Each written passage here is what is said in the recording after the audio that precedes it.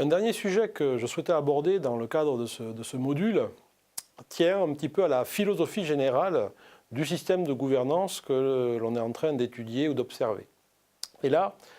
il y a dans la littérature académique et autour de la question de la gouvernance, il y a finalement deux grands modèles qui émergent. Le modèle dit actionnarial ou shareholder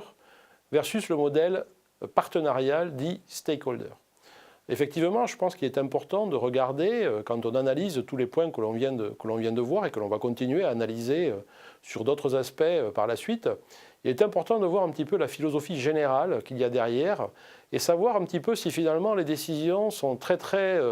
orientées ou pratiquement uniquement orientées par les actionnaires, donc véritablement par ceux qui détiennent le capital, ou si au contraire on a le sentiment que les décisions sont prises aussi vraiment en tenant compte de l'influence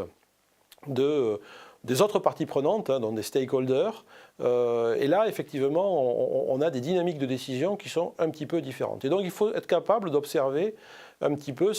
dans quel modèle on est. Alors, véritablement, le modèle shareholder, le modèle actionnarial est un modèle très dominant, mais on voit, et c'est pour ça que j'en parle, on voit émerger aujourd'hui des modèles de décision et des modèles de gouvernance dans lesquels d'autres parties prenantes, qui ne sont pas forcément à l'AG, qui ne sont pas forcément dans le conseil d'administration, influencent quand même la prise de décision.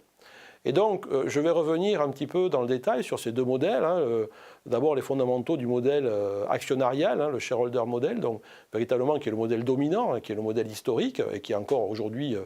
très largement présent. Et puis un modèle que je qualifierais un peu plus d'émergent, qui vient un petit peu, pas concurrencer, mais qui vient, je dirais,